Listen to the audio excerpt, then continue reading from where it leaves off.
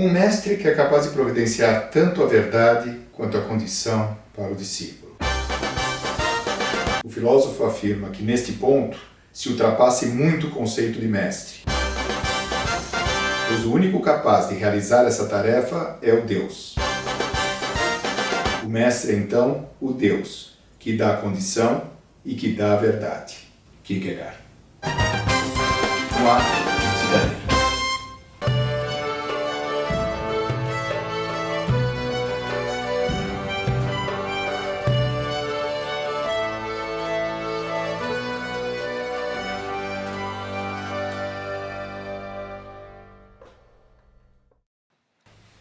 Abuso, bullying, paranoia ou ensino? O Whiplash é o filme que menos rendeu na história das indicações de melhor filme de Oscar, você sabia? Não. Custou 3 milhões de dólares e não rendeu até hoje, parece que 20 milhões de dólares pelo mundo. E é um dos filmes que mais ganhou Oscar esse ano. Ele ganhou o Oscar de melhor ator coadjuvante para o J.K. Simmons. Ganhou o Oscar de mixagem de som e edição. Foi feito em 10 dias e foi lançado, parece que a jato, depois de um curta-metragem que o diretor Damien Chazelle, que nunca tinha feito nada de interessante antes, tem 30 anos.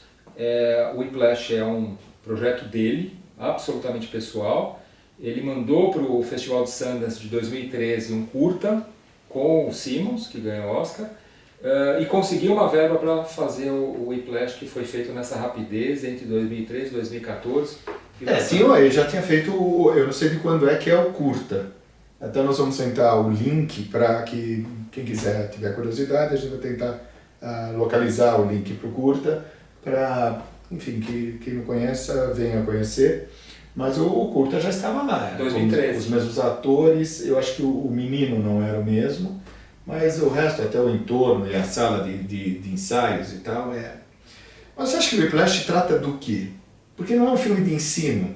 Ele não ensina nada. É um professor que não ensina absolutamente nada. Ele está lá para dar porrada, para brigar, mas ele exige que os alunos já sejam músicos de primeiríssima qualidade, que tenham uma noção de tempo, de timbre, de entradas e tal, absolutamente, enfim, prontos. É o pior professor que existe. É um professor que está lá para estimular uma reação muito mais do que para... Ele provoca algo no aluno, muito mais do que de verdade ele pega um método e diz, olha, eu vou ensinar então vocês a tocarem jazz. Não, os músicos, as cenas todas com os músicos são cenas de terror.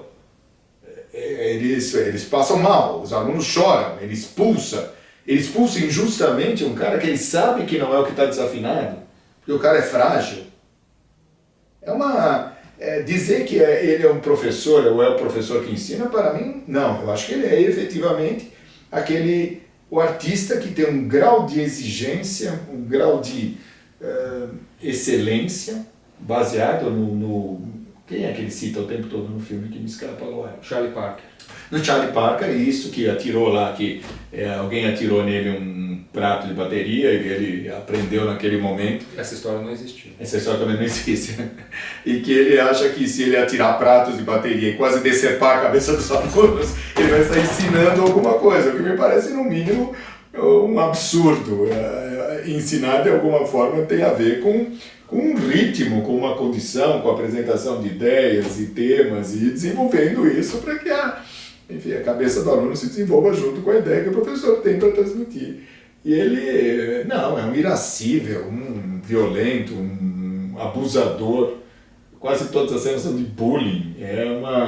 Ele entra, parece uma coisa militar, todo mundo se levanta e fica duro. Tem pequenos detalhes que mostram um tirano e não ele um é quase uma professor. caricatura que nem a Sue Sylvester, a Jane Leach, a personagem que todo mundo gosta, adora, do Glee. E quase chega a isso. Mas eu confesso que eu fui completamente tragado pelo Whiplash. Desde o começo, eu fiquei absolutamente fascinado pelo filme. Eu entendi como um filme de construção e de destruição de uma figura paterna. Eu vejo isso de uma maneira bem nítida. Você está falando como psicanalista, né? Como psicanalista. Eu virei psicanalista total, assumi toda a minha trajetória psicanalítica. Tem psicanalista pela metade. Tem pessoas que abdicam de vez em quando da psicanálise. Eu entendo o filme como uma homenagem até, talvez involuntária, eu acho que é involuntária, a uma teoria psicanalítica de construção de imagem de pai, de destruição de imagem de pai, talvez na linha do Tolkien. Você diz isso porque o pai dele é um fraco e o professor assume esse lugar, inclusive masculino, que é uma coisa curiosa, porque ele é extremamente violento, mas não é, é ambígua a sexualidade desse professor. Nós não sabemos no filme, ele não é casado, ele não tem aliança, ele não tem mulher, ele não fala nada. Tem uma cena lá que ele chora porque um spoiler agora, mas porque um aluno morreu, e ele revela uma fragilidade absolutamente feminina para o cara que um minuto antes estava dando esporros generalizados em todos os alunos.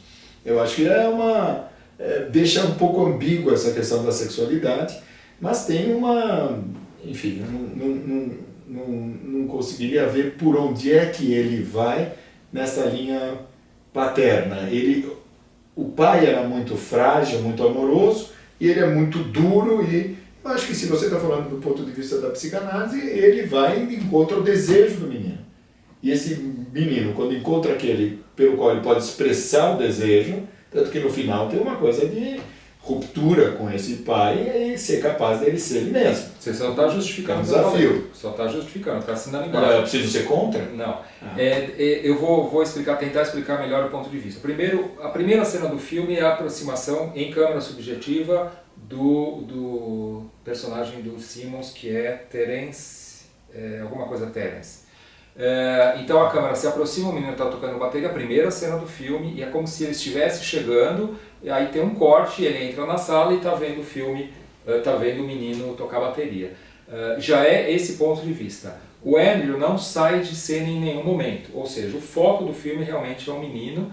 Tem uma atmosfera bem paranoica, especialmente na primeira parte, e o menino fica, que momento que ele vai levar uma bronca? Faço ou não faço? Isso se transforma durante o filme. Mas tem a apresentação da família, extremamente competitiva, virilizada, não tem uma mulher, não tem a mãe sumiu, né, na história do menino, e o pai é fraco. Desde o começo, é um pai fraco, meio bonachão, meio não vai por aí, toma cuidado, mas tem um ambiente muito competitivo, ou seja, tem uma criação de uma expectativa.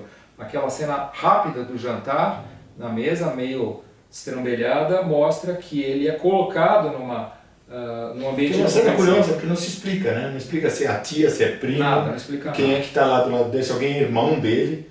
Nós não sabemos Se é primo, nada. mas tem um ambiente competitivo. E o menino é meio perdido, ele não sabe onde ele vai. A única coisa que ele sabe é que tem um filminho lá que mostra que desde criança ele queria tocar bateria. E ele encontra nessa figura aí feita pelo Simmons, que tem toda essa característica de exército, de marinha, como se fosse um Delta Force, aí, comparado já com o filme do Kubrick, né, o Nascido para Matar, que é muito parecido, realmente tem esse espelhamento aí do cara do exército que é abusador, mas ao mesmo tempo tem essa ideia de eu vou tirar de você a criatividade, eu vou fazer você virar um virtuoso. É outra coisa irônica, né? O jazz, ele não comporta essa coisa tão certinha, tão ensaiada. Eu acho que é uma brincadeira do filme. Todo mundo ali do filme passou por alguma coisa de música. O diretor, esse Nyman aqui, ele passou por acho que tocou a bateria. O menino, o Miles Teller, que é um ator em ascensão, está fazendo agora essa série Insurgente, Divergente. Tem uma história pessoal fantástica, ele teve um acidente, ele quase morreu, ele ficou desfigurado, a gente pode ver que ele tem várias cicatrizes no rosto. O primeiro papel dele foi Reencontrando a Felicidade, na Toca do Coelho, que já trabalhamos aqui no Psicadeiro. Ele foi escolhido porque tinha acabado de sofrer um acidente. No Whiplash ele sofre um acidente e mais uma. O diretor, enquanto estava fazendo o filme, sofreu um acidente muito parecido com o que ele filmou depois. Então tem toda essa coisa de...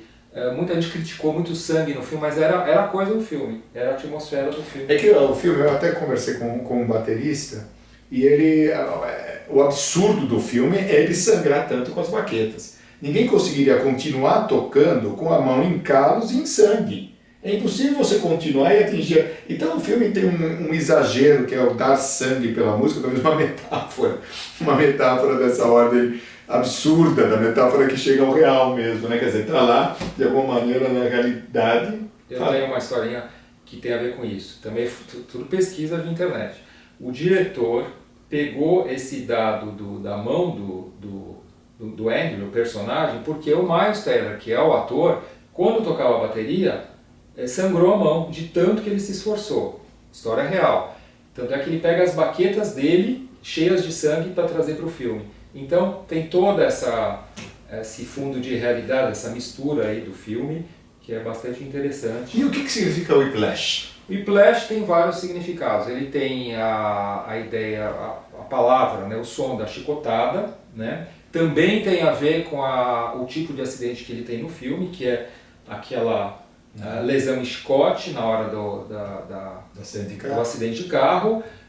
Tem a onomatopeia, né, o whiplash, que é do barulho, do som, da chicotada.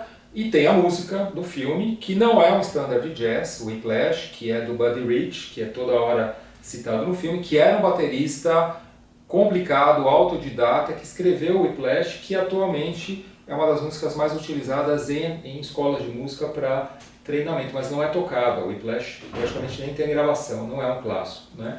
Mas tem tudo isso aí. Ainda tem mais uma que em tailandês significa maluco, o som da palavra Whiplash. Então, tem uma série aí de significados que a gente pode brincar mais uns 2 ou 3 programas. Vamos ficar por aqui nesse? Então tá bom, muito obrigado. Vejam o trailer e vejam as nossas recomendações.